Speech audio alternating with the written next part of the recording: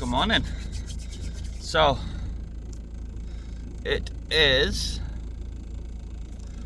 Friday the 3rd, so that makes me 7 days sober now. I survived the night. It was painful, it was ugly, I was throwing up, felt like my heart were gonna fall out my ass. It was really not nice. I did a little bit, but there's only so much you can put on without being gruesome, isn't there? And on the last one I put up last night, it was basically finished as I threw the phone and started dry heaving for about an hour. It was ugly. But yeah, so went to sleep at about, after my nap and everything, went back to sleep at about 3:30, and I've just woke up. And I've only just woke up because I've forced myself to go back to sleep a couple of times. So yeah, the world's frozen. I did a little panoramic video thingamabob while I were outside walking the dogs just now. So we've got snow, people. But yeah, that's not really the my main thing. So I've got something on my chest that I want to get out. So I had a messed up dream, and I don't dream often, but when I do, they tend to like disappear straight away, but this one's sticking with me. And the reason it's sticking with me is because it feels like a memory or somebody else's memory, and it's bugging me. So here goes. So it started off, don't know where I was, what town I were in. We were definitely North England, I think. But yeah, so it started off, I was going through town. I got pickpocketed off this girl, and then I followed her to like this like youth club slash club. I think it were a club because people were drinking and stuff, but the way it was set out, there were like big old tables that fit like 20-30 people, and yeah, there were a dance floor, there were an arcade room and stuff. So that's like bringing me memories of youth clubs and stuff when I were a kid. But it wasn't kids, it was, then again, was I younger in the dream? Mate, it might have been a youth club type thing, but they had like a Halloween thingy going on. Yeah, kettle's boiling. I'm gonna do this while I'm talking. Need to empty this 1 second.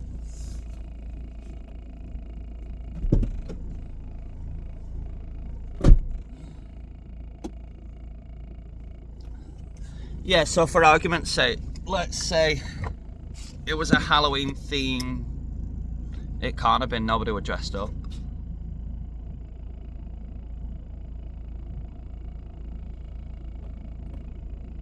I don't know what it was. Anyway, I'm in this club, this youth club, night club, whatever it was. After I, so, no.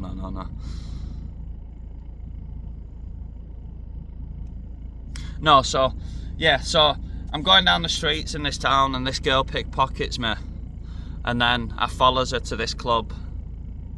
And then I find her sat at this long table. So I sits next to her and I say, can I have my stuff back?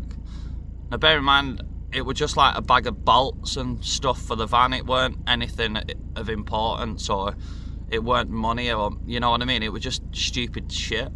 Maybe she didn't check what were in the bag at first, or you know what I mean? But she weren't for giving it me back, and the people that was around us, they knew her, and they were like, just hit her and take it back. She won't. She's weird. She's a bit, you know. She'll not just give it up. So maybe she's got kleptomania. Let's say she's got kleptomania, which is a collection of things like a magpie does.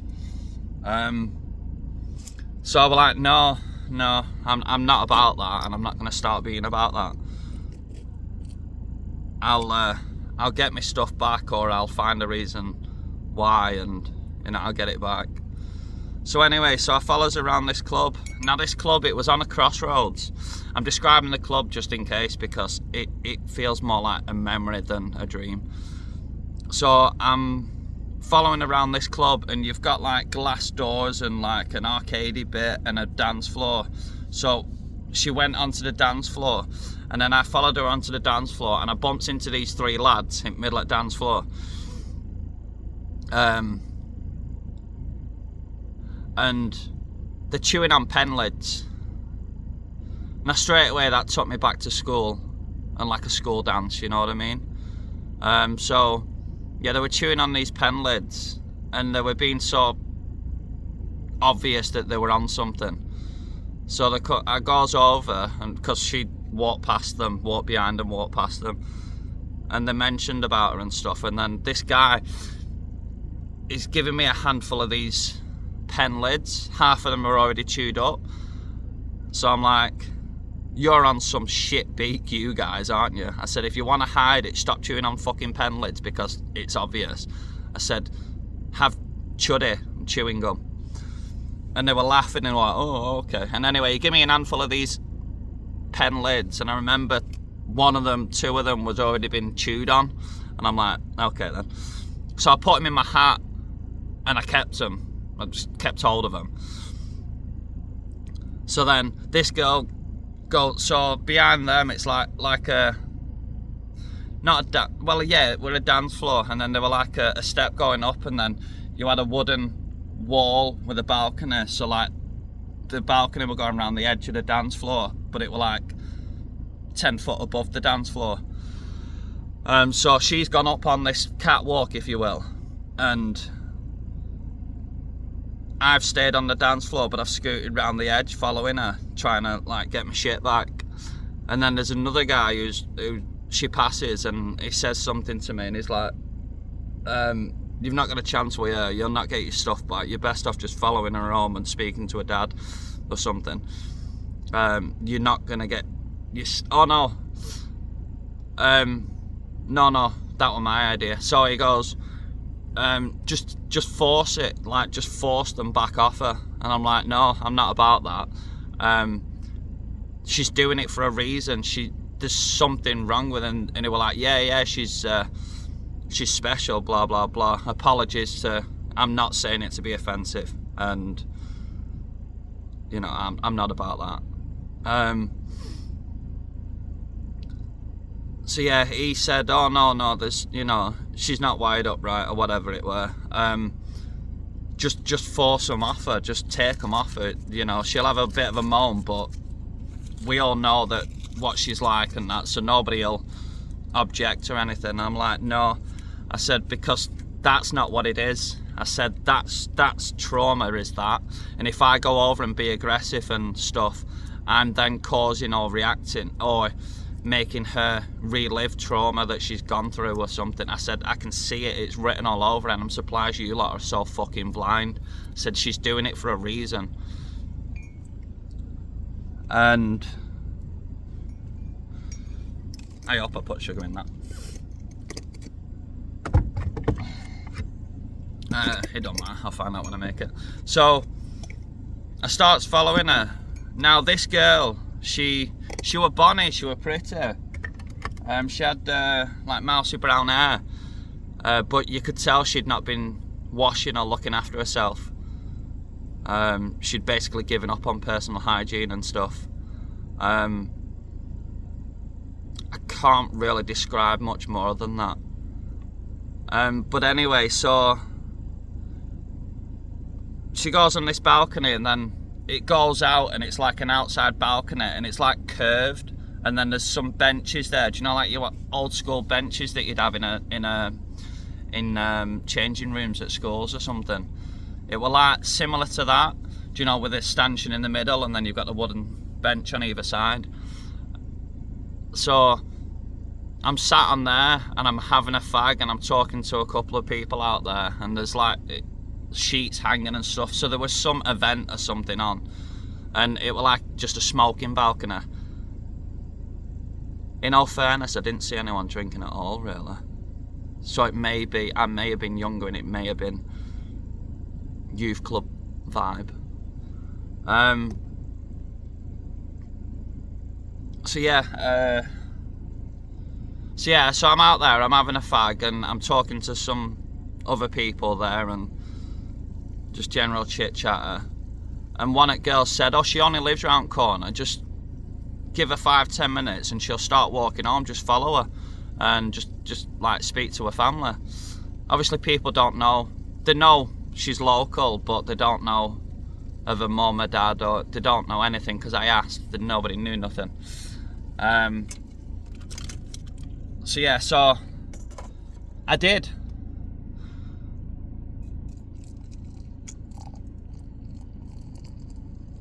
Oh yeah, so sorry, before she went in on that balcony, so when I said to this lad, like, I said, "That's trauma response and I'm going to make it worse if I react to anything," she stopped, turned around and stared at me, and it made me realise I'm making some sort of connection here. She's not, you know, away with the fairies. She's okay, and maybe she needs, it's her way of asking for help, you know what I mean? But I got that vibe off her, so, you know, trauma knows trauma, right?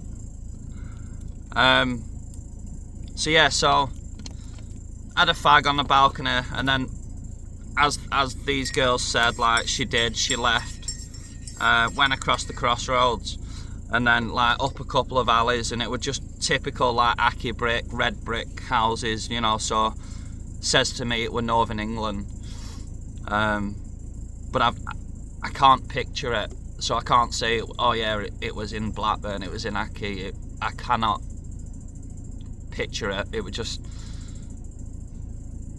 rat runs, tunnels, alleyways, you know. It was just not an estate. Do you know, like on the outskirts of an estate you have like the people that are a bit richer that necessarily own the houses, and you know they've got a bit of a garden and stuff. It was like that, you know what I mean? Middle class, you know what I mean? Hopefully you know what I mean. So I follows her through, and it felt like we were walking for about half an hour, but she kept stopping every time there was a corner, making sure that I'd seen her, and then she carried on. I know I sound so creepy, but it was a dream, thankfully. So I followed her to her home, and we finally get to her home, and it's up on the hills and it's out of the way.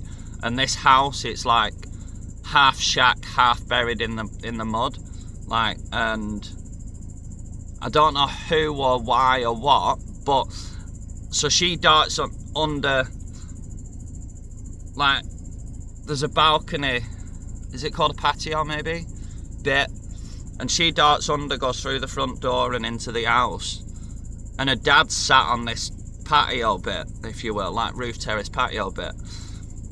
So I stops and I has a conversation, a very normal conversation with her dad, and I mean very normal conversation, and he was like, well, he told me, and I could tell by the, you know, his house and stuff, he was a druid, and I know because I woke up going, a druid, what is a druid? You know what I mean? Even I don't know, but it was there in my dream.